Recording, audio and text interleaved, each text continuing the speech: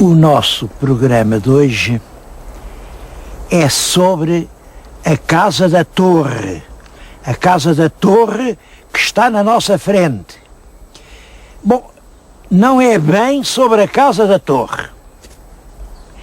É sobre o fidalgo da Casa da Torre, Gonçalo Mendes Ramires.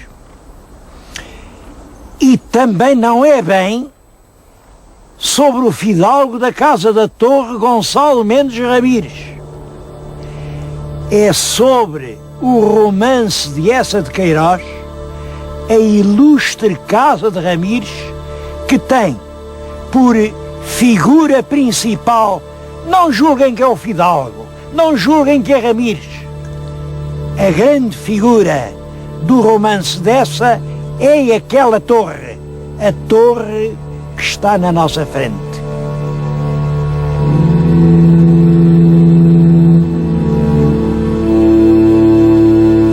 Eça de Queiroz dá a esta torre simplesmente o nome de torre. A torre é um símbolo. A torre desempenha o papel de principal personagem de todo o romance. Bom, mas isto não é assim na verdade. A torre tem nome. O nome que hoje se lhe dá é a Torre da Lagariça. Já vamos perceber porquê. A aldeia onde a torre fica, essa dizia que era Santa Ireneia. Santa Ireneia, não sei onde é que ele foi buscar isso. Como sabem, Irene em grego quer dizer paz, portanto uma santa paz. Realmente aqui sente-se uma paz infinita, mas isto não se chama Ireneia. Isto é a aldeia de São Cipriano. No romance dessa aldeia de São Cipriano, ficava junto da Vila Clara. Também não há nenhuma Vila Clara. O que há é uma clara Vila de Rezende. Rezende é, de facto, um lugar absolutamente inesquecível. Aquela vila de prédios aristocráticos a refletir-se sobre o grande Val do Douro. Rezende é um encanto. E o Eça sentiu esse encanto e chamou-lhe Vila Clara. E a Vila Clara, para ele, fazia parte do distrito, da capital do distrito de Lamego. Ele não chama Lamego, claro, chama Oliveira, mas a gente lê as descrições de Oliveira com aqueles grandes palácios, muitas janelas, aquelas casas que eram herdadas dos cônegos, aquela Praça do Rei. Claro que aquilo é Lamego. E também claro que para o Eça de Queiroz aquilo devia ser a capital de um distrito. Eu estou a falar nisto, espero que em Viseu não protestem, mas é evidente que Lamego é uma região. Lamego, façam-lhe o que lhe fizerem, por mais regionalizações que inventem, Lamego é a capital de uma das regiões, das grandes e verdadeiras regiões históricas de Portugal. Lamego, capital do Ribadouro.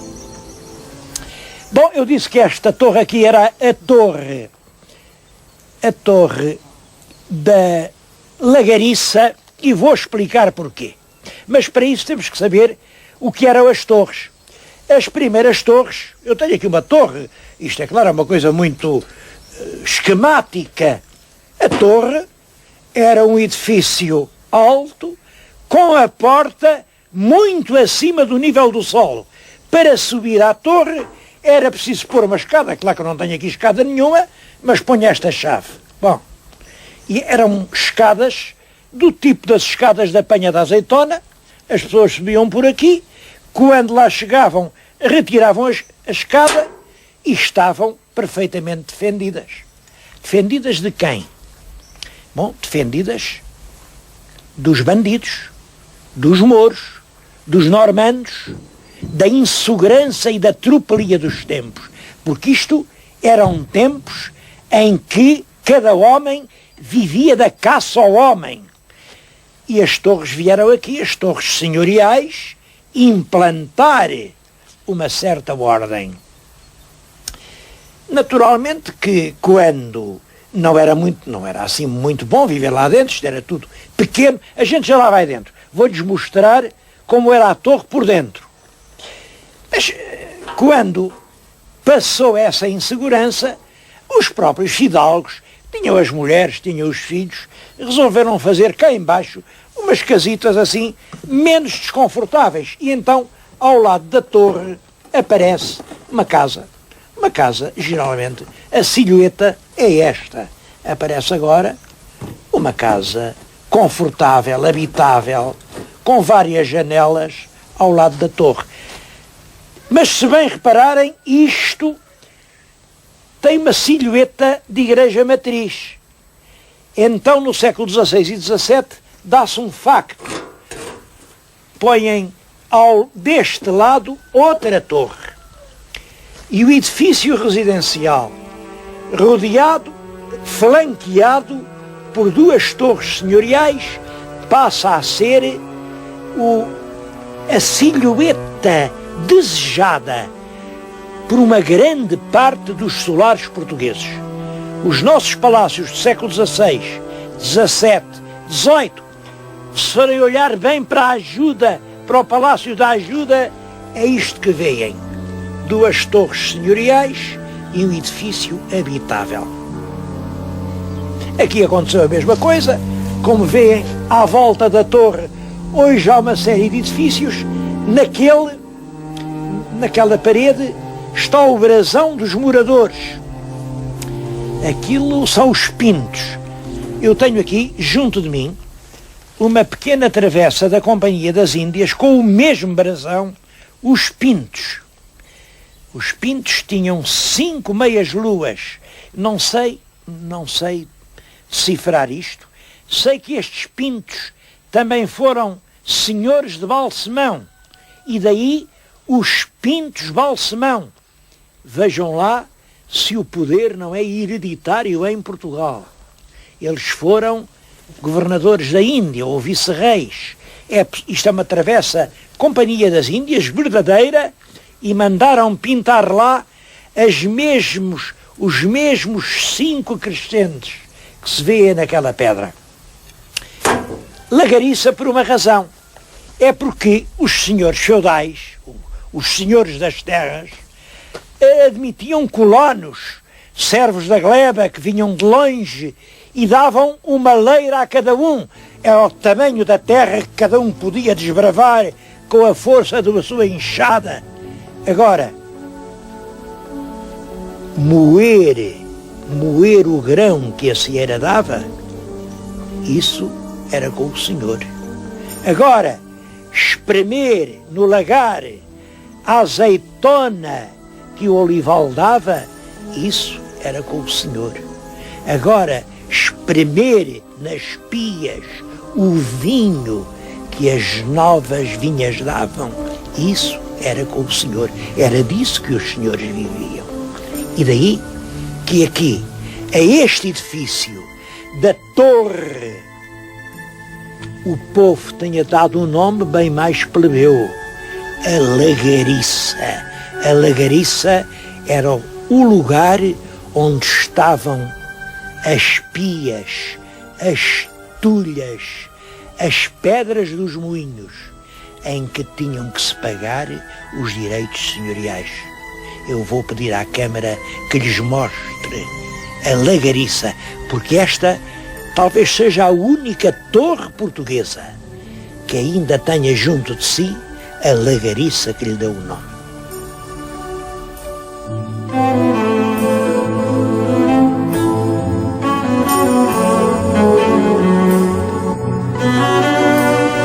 Bom, e aqui estamos nós, dentro da torre que fica por cima dos lagares. É esta a torre do Gonçalo Mendes Ramires, a quem chamavam o Fidalgo da Torre.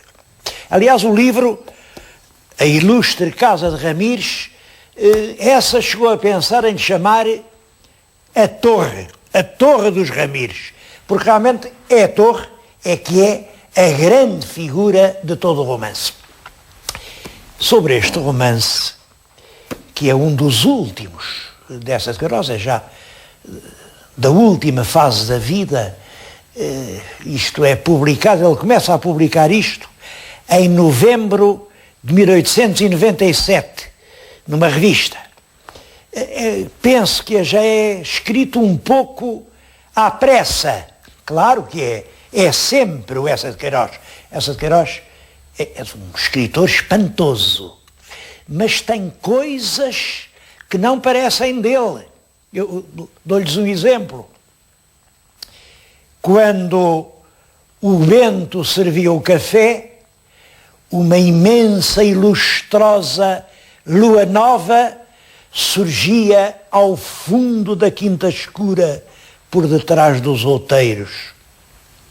Imaginem uma lua nova, como sabem, a lua nova é a lua que se não vê. Isto escapou à cuidadosíssima revisão do escritor.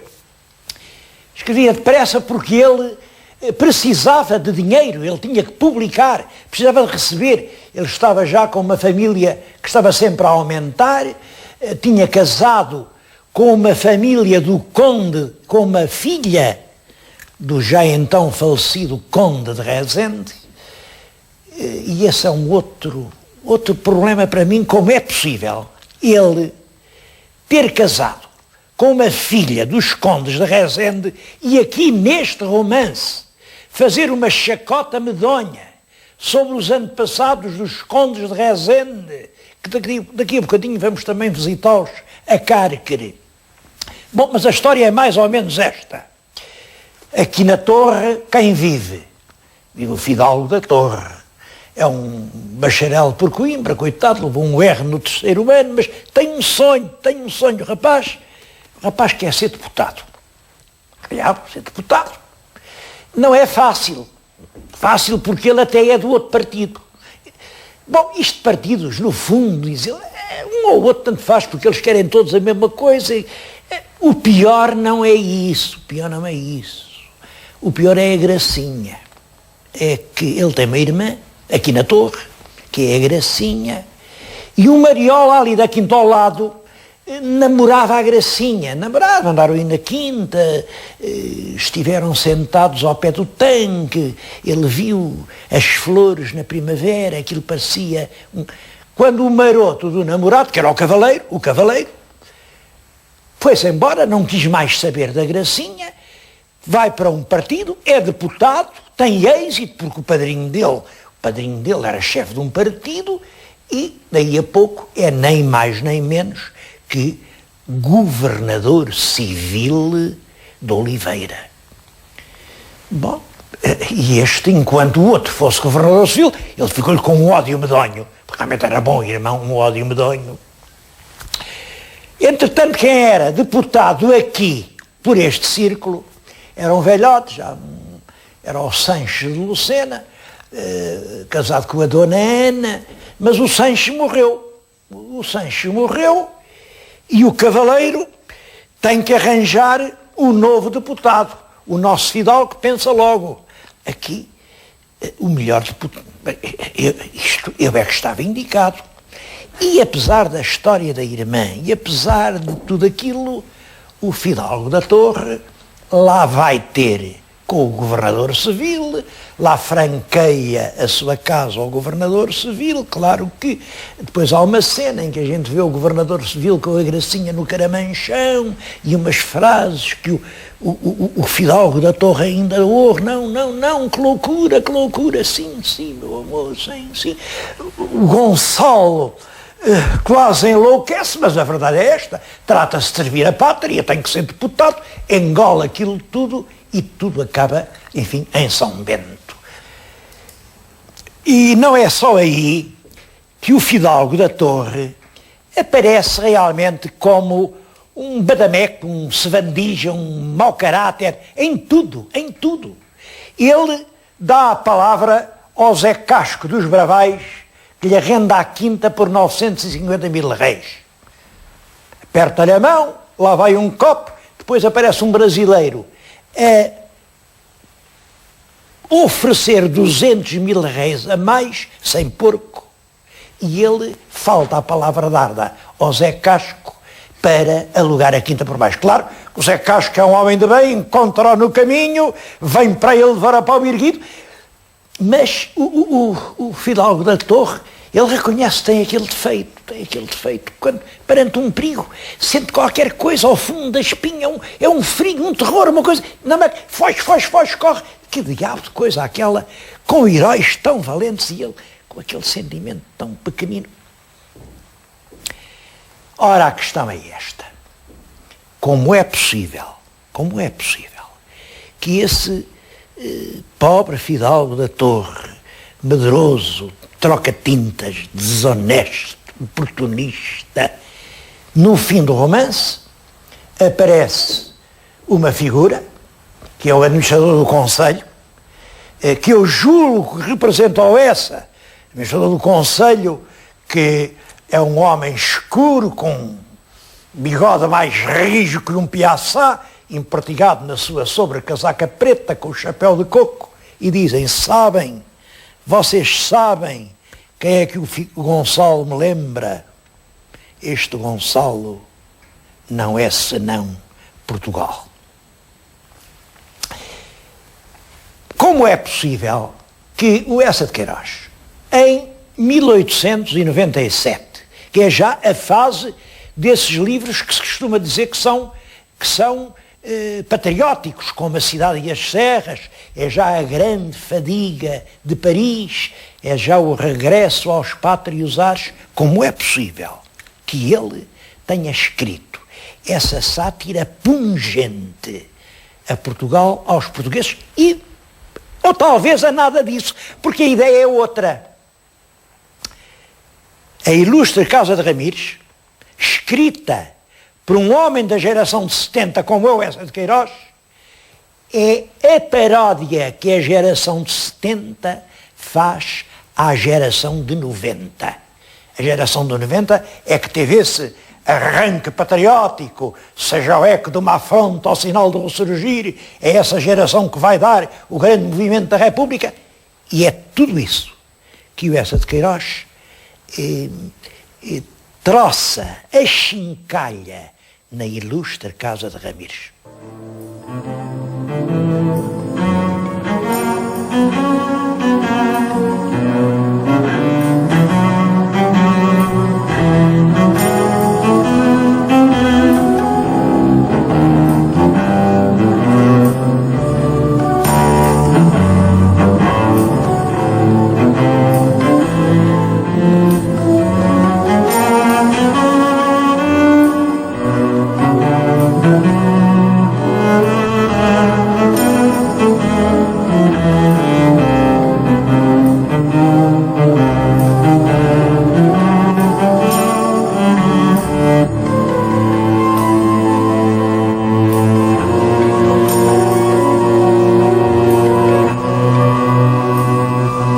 Carquere aparece na ilustre Casa de Ramires com o nome de Craquede, é a mesma coisa, levemente modificada.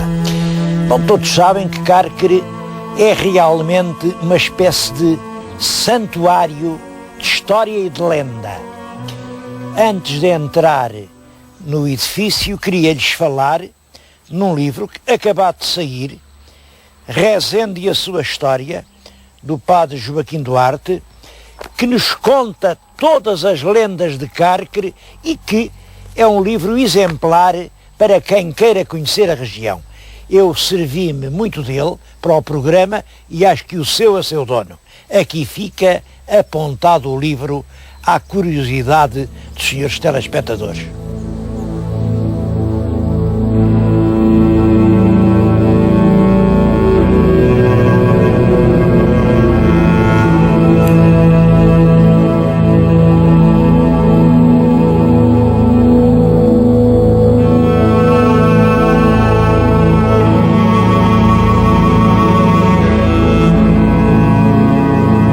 Esta Capela da Piedade, é o panteão da família do Conde de Rezende.